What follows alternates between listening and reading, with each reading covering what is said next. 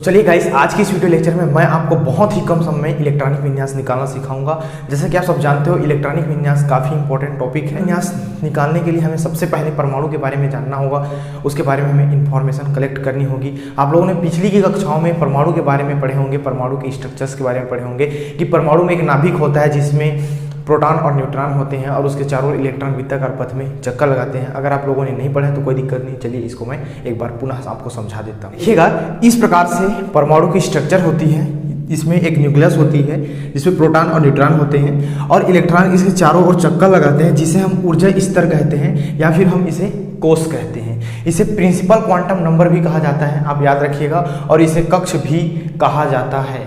अब देखिए, जो कोष होता है उसे हम N से डिनोट करते हैं, लेकिन जो हमारा जो ये फर्स्ट एनर्जी लेवल है उसे हम K कहते हैं, सेकंड एनर्जी लेवल को L कहते हैं, थर्ड एनर्जी लेवल को M, फोर्थ एनर्जी लेवल को N, इसी प्रकार आगे आने वाले एनर्जी लेवल को OP डैश डैश कहा जाता है। सो N इज इक्वल टू क्या हो गया, K L M और ये N डैश डैश डैश। जो फर्स्ट एनर्जी लेवल है मीन्स K है, उसे हम 1 कहेंगे, सेकंड को 2, थर्ड को 3 और फोर्थ को 4 और आगे डैश डैश डैश। तो इस प्रकार इसकी मैथमेटिकल वैल्यू मीन्स N की वैल्यू K के लिए 1, L के लिए 2, M के लिए 3, N के लिए 4, इसी प्रकार आगे बढ़ते जाएगा। यहाँ तक सबको क्लियर है। जिस प्रकार दीवार वाल सब जानते हैं छोटे छोटे ईंटों से मिलकर बने होते हैं, ठीक उसी प्रकार ये जो कोष होती है वे छोटे छोटे कोष से मिलकर बने होते हैं, जिसे हम उपकोष कहते हैं। जिसे हम क्या कहते हैं दोस्तों, उपकोष कहते हैं। मीन्स इंग्लिश में कहें तो इसे हम सबसेल कहते हैं। ठीक है, इसे हम L से डिनोट करते हैं और उपकोष 4 प्रकार के होते हैं, आपको याद रखना है, SPDF।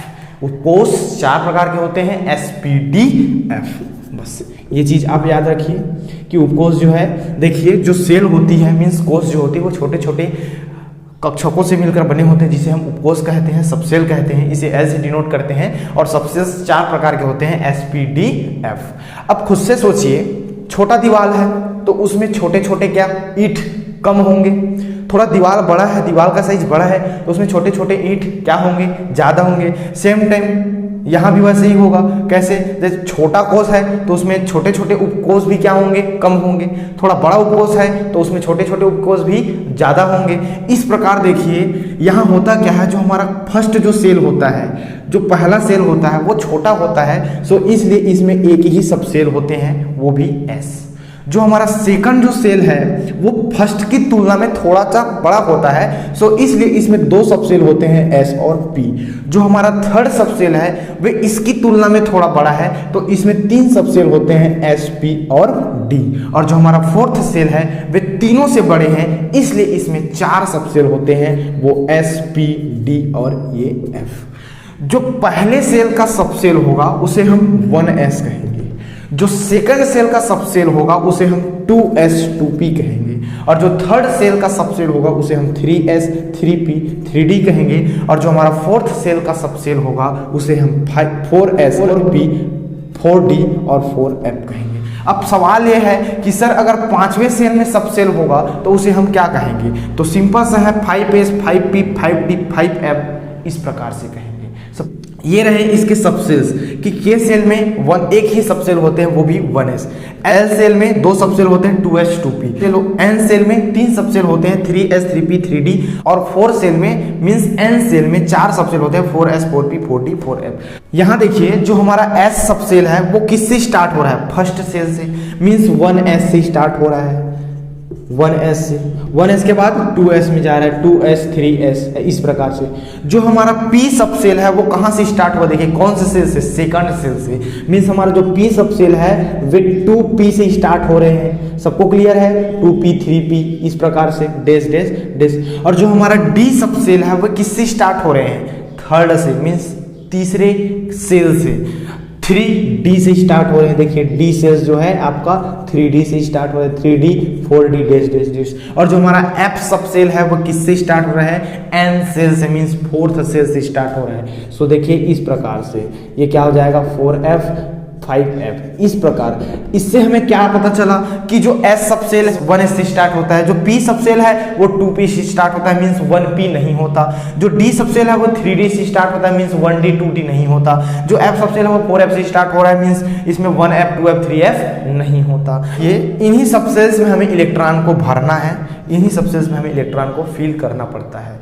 लेकिन उसका रूल होता है कि हम कैसे बताएं कि जैसे मान लो 2s सब सेल में 2 इलेक्ट्रॉन भरना है तो हम उसे कैसे भरेंगे। क्या हम इसको ऐसे भरेंगे, क्या हम उसको ऐसे भरेंगे, क्या हम उसको ऐसे भरेंगे? सवाल उठता है। जो सही मेथड है भरने का आपका ये है, आप ऐसा बताओगे कि 2s सबसेल, जब आप ऐसा लिखोगे तो सिंपल पता चल जाएगा कि 2s सबसेल में 2 इलेक्ट्रॉन है, मींस 2 इलेक्ट्रॉन है।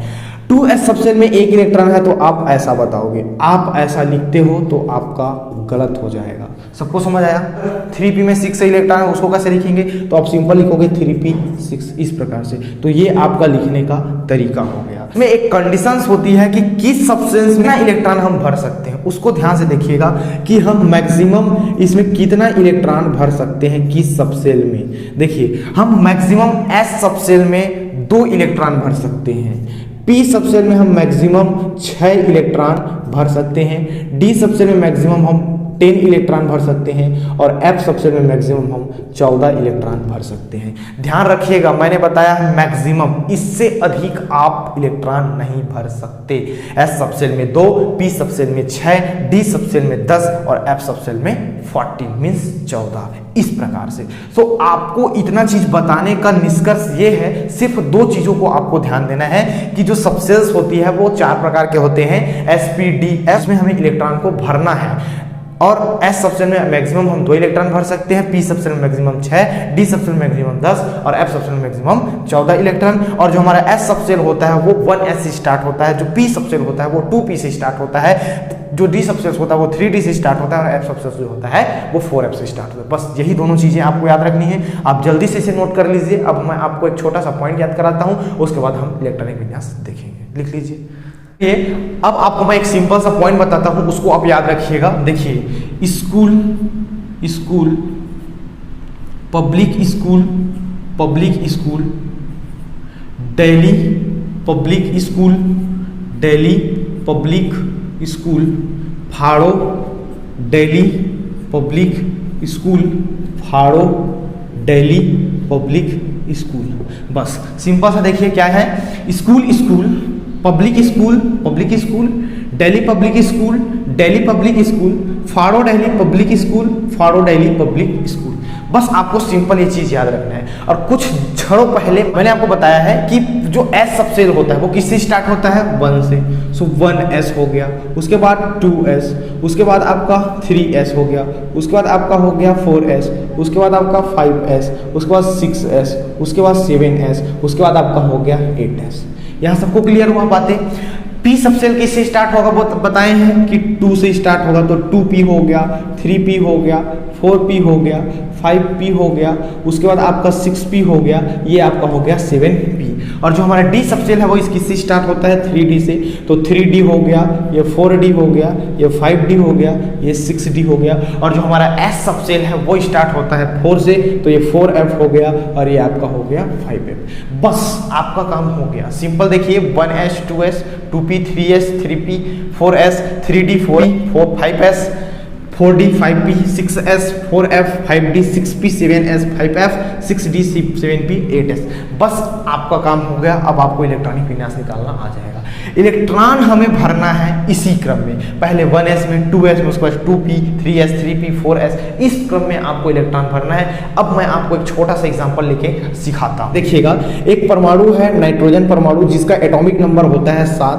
अब हमें इसका इलेक्ट्रॉनिक विन्यास निकालना है, लेकिन इससे पहले आपको एक चीज रिमाइंड करा दूं कि s सबसेल में अधिकतम कितना इलेक्ट्रॉन भरेंगे?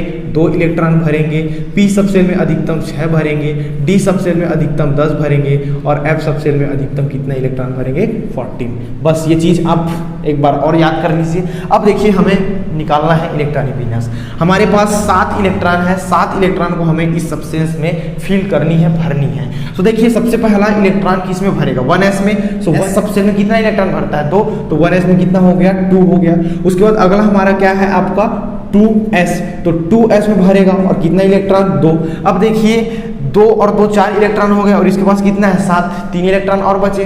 अगला हमारा जो सेल है वो क्या है 2p, तो 2p अब देखिए आप सबको पता है कि p में अधिकतम कितने इलेक्ट्रॉन भरेगा 6, लेकिन हमारे पास बचा कितना है 3, तो हमारा कितना हो जाएगा 2p3। चलिए एक और एग्जांपल लेते हैं, सोडियम जिसका परमाणु क्रमांक होता है 11। इसका हमें इलेक्ट्रॉनिक विन्यास निकालना है। तो सबसे पहले 1s में भरेगा 2 इलेक्ट्रॉन, उसके बाद आपका 2s में भरेगा 2 इलेक्ट्रॉन, उसके बाद हमारा अगला सबसेल है आपका 2p6। अब देखिए 2 और 2 4 और 4 6 10, हमारे पास है 11 इलेक्ट्रॉन और जिसमें से 10 भर गए हैं, एक और बच रहे हैं। हमारा अगला सबसेल है 3s, तो 3s में अधिकतम 2 इलेक्ट्रॉन, तो इसमें हमारे पास बचा है 1 इलेक्ट्रॉन, तो हम भरेंगे 3s1। इस प्रकार से आप इलेक्ट्रॉनिक विन्यास निकाल सकते हो। एक एग्जांपल और लेते हैं, देखिए कैल्शियम जिसका परमाणु क्रमांक होता है 20, आप कोई भी ले सकते हो, कोई दिक्कत नहीं है। इसका हमें इलेक्ट्रॉनिक विन्यास निकालना, तो सिंपली सबसे पहले 1s में भरेगा 2 इलेक्ट्रॉन, 2s में भरेगा 2 इलेक्ट्रॉन, उसके बाद 2p6 हो गया। उसके बाद हमारा अगला सबसेल है 3s में 2 इलेक्ट्रॉन हो गया। उसके बाद हमारा अगला सबसेल है 3p6। आप पहले इसे जोड़ लीजिए, 2 और 2 कितना हो गया 4, 4 6 10, 10 और 2 12 और 6 18। हमारे पास कितना है टोटल इलेक्ट्रॉन 20, 18 हो गए हैं, 2 इलेक्ट्रॉन बचे हैं। और 3p के बाद देखिए क्या आ रहा है 4s, और 4s में अधिकतम कितना इलेक्ट्रॉन 2 इलेक्ट्रॉन, तो इस प्रकार हमारा हो गया 20 इलेक्ट्रॉन। सबको समझ आया? चलिए लिख लीजिए। अब हम कुछ ऐसे एलिमेंट्स का इलेक्ट्रॉनिक विन्यास निकालते हैं जो कि अपवाद हो, एक्सेप्शंस है। देखिए इसमें सबसे पहला है आपका क्रोमियम।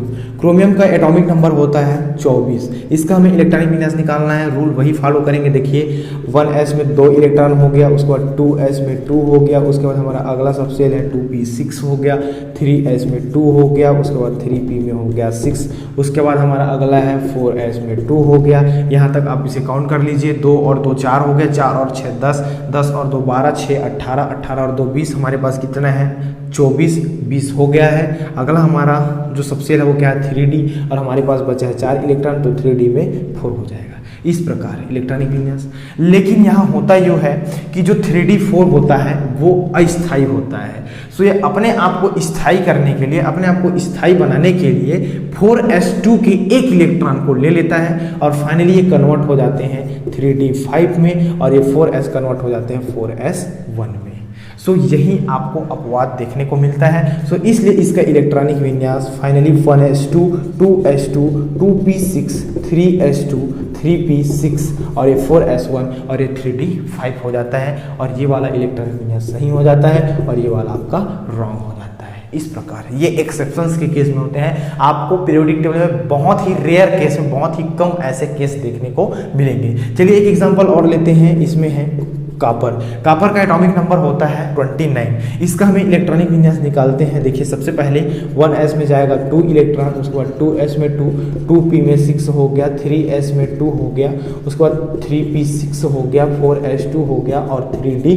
इस प्रकार यहाँ 3d में 9 हो जाएगा। देखिए 2 और 2 4, 4 और 6 10 हो गया, 10 और 2 12, 12 6 18, 2 20 और 9 29। इस प्रकार से। लेकिन यहाँ भी कुछ ऐसा ही होता है कि जो 3d9 जो होता है वो काफ़ी अनस्टेबल होता है, अस्थायी होता है। सो अपने आप को स्थायी करने के लिए 4s सबसे से 1 इलेक्ट्रॉन को ले लेता है और फाइनली 3d10 में कन्वर्ट हो जाता है, और ये 4s जो है 4s1 में कन्वर्ट हो जाते हैं। और इस प्रकार इसका electronic configuration 1s2, 2s2, 2p6, 3s2, 3p6, 4s1 और 3d10 हो जाते हैं, और ये आपका सही हो जाता है और ये आपका रॉन्ग हो जाता है। ये आपको बहुत ही कम केसेस में देखने को मिलते हैं। ये अपवाद स्वरूप 2-4 ऐसे एलिमेंट्स हैं जो ऐसा करते हैं अपने आप को स्टेबल्स करने के लिए। आपको घबराने की आवश्यकता नहीं है।